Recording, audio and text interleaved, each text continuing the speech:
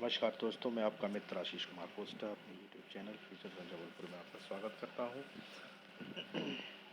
NCERT science class 7 chapter number 8 पवन, तूफान और चक्रवात। तो इस चैप्टर में देखिए, सबसे पहले तो कुछ एक्सीडेंट्स जो हैपनिंग हुए थे उनके बारे में जानकारी दी हुई है। उसमें चक्रवात का स्थान, डेट और जो स्पीड थी उसके बारे में जानकारी दी हुई है। इसके बाद पवन की डेफिनेशन है, गतिशील वायु पवन कहलाती है। जो वायु पृथ्वी के तापांतर के कारण एक स्थान से दूसरे स्थान तक जाती है उसको पवन कहते हैं। ये स्थानीय पवन भी हो सकती हैं जो किसी क्षेत्र विशेष में बहती हैं, और अक्षांशीय पवन भी हो सकती हैं। ये हम ज्योग्राफी में देखेंगे, काफ़ी डीप इसके टाइप्स हैं। अब कुछ एक्टिविटीज़ बेस कॉन्सेप्ट हैं, जैसे वायु दबाव डालती है। वायु दबाव डालती है, जी हाँ, वायु दबाव डालती है, क्योंकि वायु के बहने का हमको एहसास उसके दबाव से ही होता है। जब वायु बहते हुए पेड़ की पत्तियों में दबाव डालती तब हमें मालूम चलता है कि वायु बह रही है। पतंग जो उड़ती हैं वो भी वायु के दबाव से ही उड़ती हैं। इसके अलावा और कुछ एक्टिविटीज़ वायु के दाब से संबंध में दी हुई है। पाल वाली नाव जो चलती है उसमें वायु दाब का ही प्रयोग किया जाता है। अब ये एक डिब्बे वाला इसमें एक्सपेरिमेंट दिया हुआ है कि किसी डिब्बे को अगर गर्म जल से भर दिया जाए और बाद में उसमें ठंडा पानी डाला जाए तो उस डिब्बे का शेप ख़राब हो जाता है। उसका कारण ये होता है क्योंकि जब इसमें गर्म जल भरा है तो उसमें जो जलवाष्प है वो इसमें जो गर्म जल है तो उसमें भाप बन जाती है, जल्दी भाप बनती है। तो उसमें भाप होने के कारण डिब्बे का शेप जो है वो बिल्कुल सॉलिड होता है, इस तरह से दिखता है। लेकिन जब इसमें हम पानी डालते हैं इस डिब्बे के ऊपर, तो इस डिब्बे में जब पानी डाला जाता है तो वो इस तरह से हो जाता है कि जब पानी डालते हैं तो भाप जो है वो द्रव्य में कन्वर्टेड हो जाती है, पानी में कन्वर्टेड हो जाती है। और इस कारण से जो प्रेशर वो डाल रही थी भाप इस डिब्बे में, जिससे इसका शेप बड़ा था, तो वो प्रेशर कम हो जाता है तो डिब्बे का शेप जो है वो कम सिकुड़ जाता है। इसके अलावा पतंग उड़ाने में, नाव चलाने में और कुछ और कॉन्सेप्ट हैं, जैसे सब अगर साइकिल आप चला रहे हैं हवा की दिशा के विपरीत में तो अधिक ताकत लगानी पड़ेगी। और इसके अलावा वायु दाब का एक और एग्जाम्पल है कि साइकिल की ट्यूब में जितनी ज़्यादा हवा होती है चलाते समय, चलाने वाले को उतना ही कम ताकत का प्रयोग करना पड़ता है। कम हवा में साइकिल खींचने में बहुत दिक्कत होती है। इसके अतिरिक्त पवन का वेग बढ़ने पर वायु दाब घट जाता है। तो पवन का वेग जैसे ही बढ़ता है तो वायु दाब घटता है, क्योंकि उस क्षेत्र में वायु की मात्रा जो है वो धीरे धीरे कम हो जाती है। जिस स्थान पे वायु दाब अधिक है वहाँ से अगर तेज़ी से पवन दूसरी ओर जाती तो वहाँ पे वायु का दाब कम हो जाता है। इसके साथ में कुछ और क्रियाकलाप हैं, जैसे गुब्बारों का फुलाना। गुब्बारों को फुलाने से जब गुब्बारे में वायु की मात्रा बढ़ती है तो गुब्बारे के अंदर की वायु जो है वो गुब्बारे की सतह पर दाब डालती है, जिससे गुब्बारे फूलते हैं। और इसके अलावा वायु दाब का एक और क्रियाकलाप दिया हुआ है कि कागज़ की पतली पट्टी को अगर हम हवा के द्वारा प्रेशराइज हवा के सामने अगर लाते हैं तो वो उसका साइज़ जो है वो चेंज होता है, मतलब उसमें मूवमेंट होने लगता है। इसका मतलब ये है कि वायु के पास एक फोर्स होता है, शक्ति होती है और दाब भी होता है।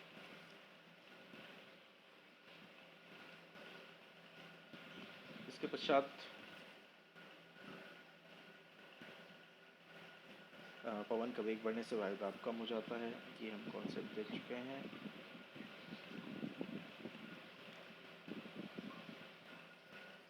कुछ डेफिनेशंस हैं। गतिशील वायु पवन कहलाती है। पवन सदैव अधिक वायु दाब वाले क्षेत्र से कम वायु दाब वाले क्षेत्र की ओर गति करती है, और वायु के दाबों के बीच में अंतर जितना अधिक होगा पवन का वेग उतना ही अधिक होता है। मतलब अगर दो क्षेत्रों के बीच में वायु दाब का अंतर कम है तो वहाँ पवन का वेग कम होता है और वहाँ पवन मंद मंद गति से बहती है। लेकिन जब वायु दाब अधिक हो जाता है तो वो पवन तूफान या चक्रवात का रूप ले सकती है। प्रकृति में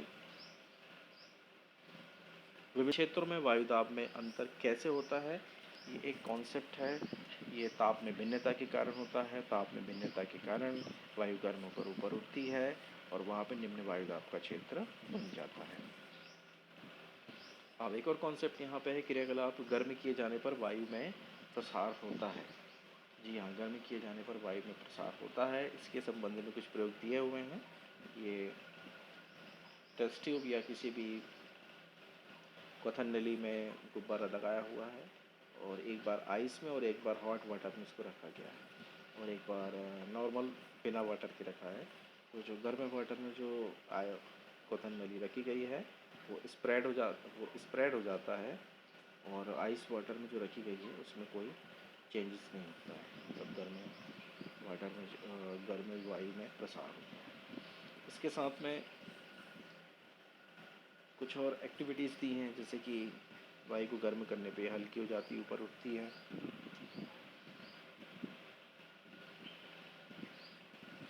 इससे संबंधित कॉन्सेप्ट है, गर्म होने पर वायु ऊपर की ओर उठती है, और इसका कारण ये है कि जब वायु गर्म होती है तो ये ठंडी वायु से अपेक्षा हल्की हो जाती है, इसलिए ये ऊपर उठ जाती है। इसी कारण से धुआं जो है वो ऊपर उठता है।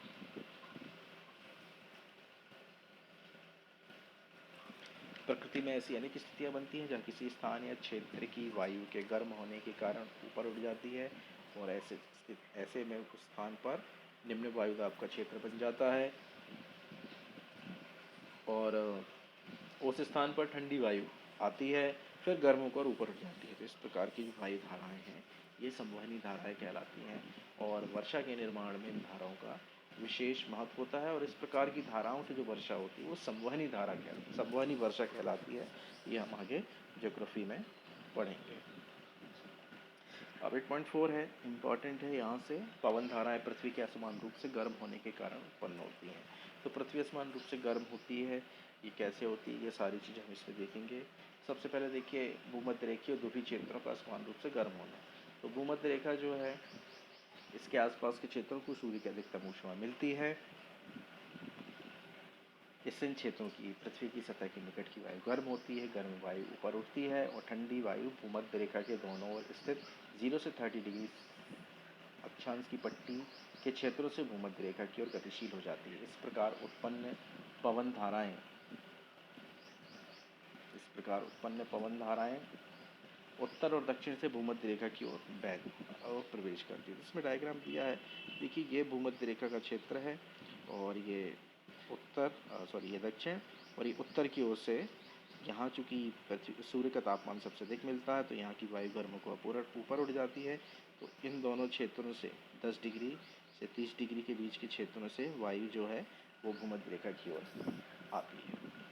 ध्रुवों पर वायु पृथ्वी के लगभग 60 डिग्री अक्षांश तक के क्षेत्रों की वायु से अधिक ठंडी होती है। तो ध्रुवों में, मतलब ये ध्रुवीय क्षेत्रों में जो वायु होती है ये 60 डिग्री सेंटीग्रेड, मतलब ये 60 डिग्री सेंटीग्रेड की वायु से अधिक ठंडी होती है। इसीलिए ध्रुवीय वायु जो है वो इन क्षेत्रों पर आती है। इन क्षेत्रों में गर्म वायु पर उठती है, जिसका स्थान लेने के लिए ध्रुवों से ठंडी वायु आती है। मतलब ध्रुवों की वायु 60 डिग्री सेंटीग्रेड के क्षेत्रों में ऊपर उठने वाली गर्म वायु का स्थान लेने के लिए वहाँ पर आती है। इस प्रकार हम समझ सकते हैं कि 30 डिग्री तथा 60 डिग्री अक्षांश के क्षेत्र असमान रूप से गर्म होने के कारण पवन का प्रवाह 30 डिग्री अक्षांश से 60 डिग्री अक्षांश की ओर होता है। ये पवन के प्रवाह के बारे में कॉन्सेप्ट क्या हुआ है, और इसके साथ में ये भी बताया कि पवन के प्रवाह की दिशा उत्तर दक्षिण दिशा में उत्तर से दक्षिण की ओर, तो उत्तर दक्षिण दिशा में उत्तर से दक्षिण की ओर एवं दक्षिण से उत्तर की ओर होती है। तो पवन की प्रवाह की दिशा या तो उत्तर में या दक्षिण में, तो उत्तर से दक्षिण की ओर इस ओर, या फिर दक्षिण से उत्तर की ओर इस ओर हो सकती है।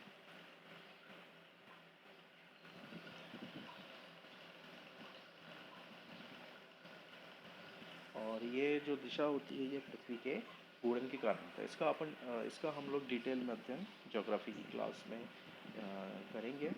अब थल और जल का असमान रूप से गर्म होना है, ये कॉन्सेप्ट है। थल और जल का असमान रूप से गर्म होना है। थल जो है वो जल की अपेक्षा जल्दी गर्म होता है और जल्दी ठंडा हो जाता है। इसी प्रकार जल जो है वो थल की अपेक्षा देर से गर्म होता है और देर से ठंडा होता है। तो इसके बेस पे ही जल समीर और थल समीर का निर्माण होता है। इसके बारे में हम पिछली कक्षाओं में पढ़ चुके हैं। यहाँ भी देखेंगे ग्रीष्म काल में थली क्षेत्र जो है वो अधिक तेज़ी से गर्म होता है। अधिकांश समय थल का ताप समुद्री जल की अपेक्षा अधिक होता है, इसलिए थल की वायु जो है वो गर्म होकर ऊपर उठती है। इससे पवन समुद्र से थल की ओर बहती है, मानसूनी पवन कहलाती है। मानसून शब्द की उत्पत्ति मौसम से हुई है। ये अरबी भाषा का शब्द है और इसका अर्थ होता है ऋतु। इसके बाद देखिए नेक्स्ट, यहाँ पे जल समीर और थल समीर का एक डायग्राम बनाया गया है जो कि अलग अलग मास महीने के रूप में है। देखिए इसको अगर हम ध्यान से देखते हैं तो ये इंडिया से रिलेटेड है और इंडिया में जो मानसून का आगमन होता है उसके बारे में कि जुलाई के महीने में जो है, जुलाई के पहले मार्च में जो है, हाँ यहाँ डिटेल में दिया हुआ है। राजस्थान की जो मरुस्थलीय क्षेत्र है यहाँ पे मरुस्थलों के असमान तापन से ग्रीष्म काल में दक्षिण पश्चिमी दिशा से मानसून निर्मित होता है। मतलब ये दक्षिण और ये पश्चिम, यहाँ से मानसून निर्मित होता है इस दिशा से। और ये मानसून जो है ये अपने साथ में हिंद महासागर से काफ़ी जलवाष्प की मात्रा लेकर आती है। मतलब यहाँ से एंट्री करता है इस रूट से, इस तरीके से एंट्री इनकी एरो के साथ शो से दिखाई हुई है। इसके साथ में ही शीतकाल के बारे में बताया है। शीतकाल में जब जल जो है मतलब महासागरों का जल और थल के असमान तापन के कारण उत्तर पश्चिम के अपेक्षाकृत ठंडों से आता है। तो उत्तर और पश्चिम मतलब जो शीतकालीन जो मानसून है वो यहाँ से आता है, इस क्षेत्र से आता है। तो इसमें जलवाष्प की मात्रा कम होती है और इसलिए इसमें वर्षा भी कम होती है। इसके बारे में भी ये डायग्राम में शो है। इस तरीके से ये दिशा होती है शीतकालीन मानसून की, और ग्रीष्मकालीन मानसून की दिशा ये इस तरीके से ऐसी होती है। शीतकालीन मानसून आपका ये यहाँ से इस तरीके से, यहाँ से हम शो कर रहे हैं लेकिन ये थोड़ा सा हिमालय का क्षेत्र पड़ जाता है तो यहाँ से पॉसिबल नहीं होता है। ये आपके यहाँ से इंक्रीज किया। इसके पश्चात शीतकाल में सर्दियों में प्रवाह जो है उसकी दिशा विपरीत हो जाती है, अर्थात थल से समुद्र की ओर बहती है। ये हम जल और थल के असमान रूप से तापन के कारण जो स्थिति उत्पन्न होती है उसके बारे में पढ़ रहे हैं। शीतकाल में प्रवाह की दिशा विपरीत हो जाती है और थल से समुद्र की मतलब थल से जल की ओर होता है और समुद्र से आने वाली पवन अपने साथ जलवाष्प लाती है जिससे वर्षा होती है। यह जल चक्र का एक चरण है। और गर्म मानसून हवाएं अपने साथ जलवाष्प लाती हैं जिससे वर्षा होती है और इससे काफ़ी प्रसन्नता और आनंद का मौसम बन जाता है। मतलब वर्षा के बाद जो है मौसम काफ़ी अच्छा हो जाता है। इसके बाद देखिए तड़ित झंझा और चक्रवात। यहाँ साइंटिफिक कुछ तरीके हमको देखने होंगे। तड़ित झंझा क्या होता है, तो हमको ये मालूम है कि गर्म हवा जो है वो गर्म होती है हवा और जलवाष्पों को साथ में लेकर ऊपर उठती है और ठंडी हवा जो रहती है उस स्थान को लेने के लिए वहाँ पे आती है। तो इस प्रकार गर्म हवा और ऊपर उठती हुई गर्म हवा और नीचे गिरती हुई जल की बूंदें, इनके बीच में जो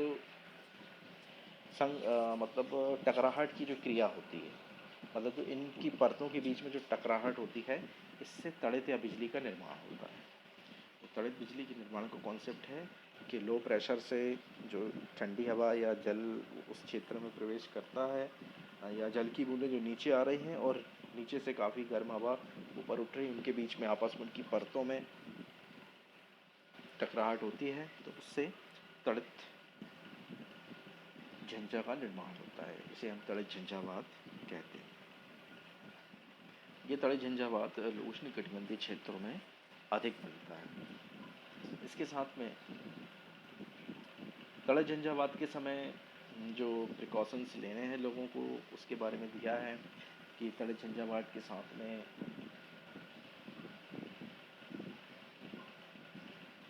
बिजली भी गिरती है तो उस समय लोगों को क्या प्रिकॉशन लेना चाहिए। वृक्ष के नीचे नहीं रहना चाहिए और खुली ज़मीन पर नहीं लेटना चाहिए। धातु की डंडी वाले छाते का प्रयोग ना करें और धात्विक चादर वाली शेड के नीचे ना रहें और कार या बस सुरक्षित रहते हैं। और जल में अगर है तो किसी मान के चले। इन सबके पीछे रीज़न ये है कि जो बिजली गिरती है वो सबसे पहले कोई भी धात्विक चीज़ की तरफ पहले जाती है, और जो पानी पेड़ जो होते हैं, गीले पेड़ जो होते हैं, ये पानी के कंडक्टर होते हैं, तो इनमें बिजली काफ़ी जल्दी गिर सकती है। इसके बाद तड़ी झंझावात से चक्रवात कैसे बन जाता है, ये भी एक कॉन्सेप्ट यहाँ दिया हुआ है कि ये प्रक्रिया जो है ये संघनन और वाष्पीकरण के सिद्धांत से जुड़ा हुआ है कि जब हम पानी को वाष्पित करते हैं, या पानी को जब हम जल को जब हम वाष्प में बदलते हैं तो हम उसको ऊष्मा प्रदान करते हैं। तो वाष्प में जो है ऊष्मा की मात्रा उपस्थित होती है, और जब बादलों का निर्माण होता है तो बादलों के निर्माण में ये जो जलवाष्प है वो ठंडी होकर जल बूंदों में या जल बिंदुओं में या बर्फ़ में परिवर्तित हो जाती है। तो इस प्रकार से ये जो ऊष्मा इसके अंदर थी वो ऊष्मा को मुक्त कर देती है, और जिस क्षेत्र में ऊष्मा मुक्त करती वहाँ की वायु को ये गर्म कर देती है। तो उस क्षेत्र की वायु गर्म होकर वहाँ से अलग हो जाती है, ऊपर उड़ जाती है, जिससे वो वहाँ पे न्यून दाब का क्षेत्रफल या न्यून दाब का क्षेत्र कम दाब का क्षेत्र बन जाता है। तो इस कम दाब के क्षेत्र बनने से अन्य क्षेत्रों की वायु उस स्थान पर तेज़ी से आती है। अब ये प्रक्रिया काफ़ी तेज़ी से होती है और अनेक श्रृंखलाओं में होती है। इस कारण से ये परत के रूप में वायु जो है कुंडली के रूप में घूमती है, और इस प्रकार से चक्रवात का निर्माण होता है। और चक्रवात के बारे में देखिए, वायु वेग और वायु की दिशा चक्रवात के तापमान और आर्द्रता में वृद्धि करने वाले कुछ कारक हैं। चक्रवात की संरचना के बारे में दिया हुआ है। तो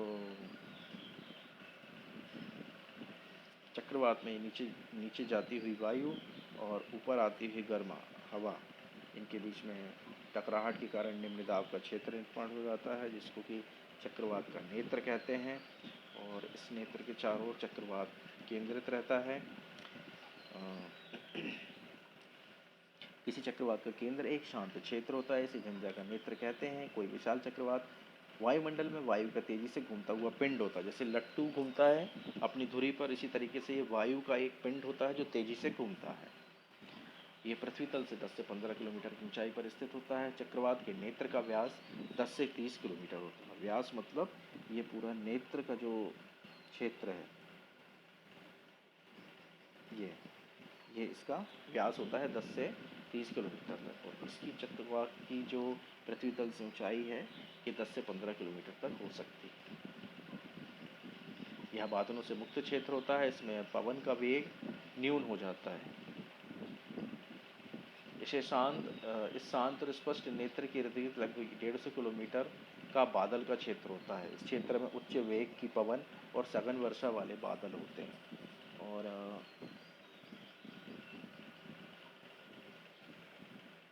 चक्रवातों की उत्पत्ति का प्रक्रम अत्यधिक जटिल होता है, क्योंकि इसमें एक साथ काफ़ी भौतिकी सिद्धांत कार्य करते हैं। इसके पश्चात चक्रवातों द्वारा विनाश वही है आंधियाँ आने से और जल राशि आने से, जो नॉर्मली जो विनाश की प्रक्रियाएँ होती हैं वो चक्रवात से जुड़ी हुई हैं। चक्रवात काफ़ी विनाशकारी होते हैं। तेज पवनें जो हैं वो जलधाराओं को तटीय की ओर ढकेलती हैं, जिससे जो समुद्र का खारा पानी जो है वो तटीय क्षेत्रों में भर जाता है। इससे जलाशय भी प्रभावित होते हैं और वहाँ पानी दूषित हो जाता है। चक्रवात से समुद्र की लहरें जो बनती हैं वो बहुत शक्तिशाली होती हैं, और जन और धन की काफ़ी हानि तटों पर उठाना पड़ता है। इसके अलावा जो सुनामी, एक तरह से सुनामी जैसी कंडीशन उत्पन्न हो जाती है, क्योंकि जल की लहरें जो हैं वो 3 से 12 किलोमीटर तक इसमें ऊपर उठ जाती हैं, और जल की दीवार जैसे ये पानी जो है जल की दीवार जैसे तटों से टकराता है। इसके पश्चात चक्रवात अलग अलग विश्व के अलग अलग भागों में अलग नामों से जाने जाते हैं। अमेरिकी महाद्वीप में से हरिकेन, फिलीपींस और जापान में से टाइफून कहा जाता है। तो ये चक्रवात की दिशा और उसके नामों के बारे में एक मैप है। उत्तरी प्रशांत महासागर में देखिए चक्रवात की दिशा किस ओर रहती है। उत्तरी ध्रुव में इसकी दिशा जो है उत्तर पश्चिम की ओर होती है, और इस प्रकार दक्षिण की ओर इसकी दिशा दक्षिण पूर्व की ओर होती है। इसी प्रकार उत्तरी अटलांटिक महासागर में से हरिकेन कहा जाता है, उत्तरी अमेरिका में से हरिकेन कहा जाता है, और जापान और फिलीपींस में से टाइफून कहा जाता है।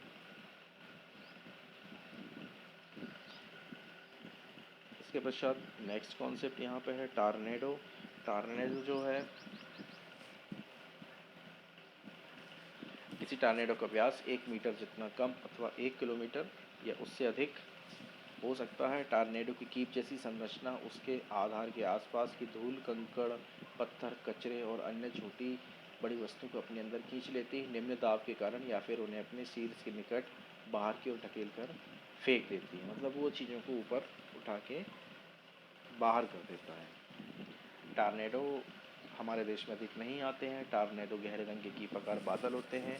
उनकी कीप जैसी संरचना आकाश से पृथ्वी तल की ओर आती हुई प्रतीत होती है। मतलब ये इस तरीके की इनकी जो कीप होती है, जो छन्नी होती है, इस प्रकार की संरचना होती है।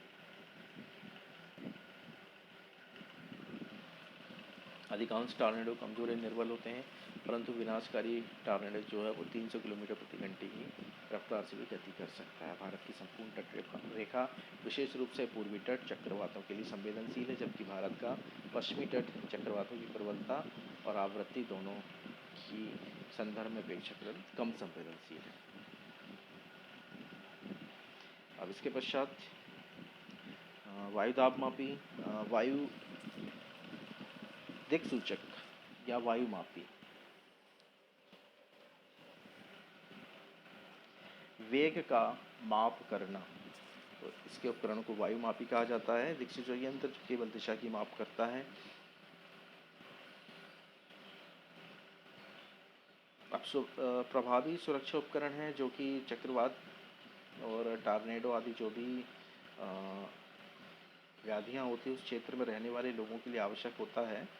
तो इसके बारे में क्या लोगों को सुरक्षा रखनी चाहिए, तो इसके बारे में सुरक्षा उपकरण है। तो सबसे पहले चीज़ है पूर्वानुमान। उसके बाद है जो जनधन की हानि कम से कम हो उसके लिए व्यवस्था होनी चाहिए। फिर प्रशासनिक व्यवस्था होनी चाहिए। तो ये स्टैंडर्ड कंडीशंस हैं जो प्रशासन और एजेंसियों को करना चाहिए। फिर जनता द्वारा किए जाने वाले कार्य हैं, तो जनता के लिए क्या आवश्यक होता है कि जो भी आपके पास संचार माध्यम उससे आप जुड़े रहें, जिससे आपको सूचना मिलती रहे, सही समय पे आपको सही सूचना मिल जाए। उसके बाद फिर कभी भी ऐसी कंडीशन अगर होती है तो सही समय पे हमको बिफोर टाइम हमको प्रिपरेशन रखनी चाहिए कि कभी भी अगर ऐसी इमरजेंसी आती है तो हम पहले से तैयार रहें।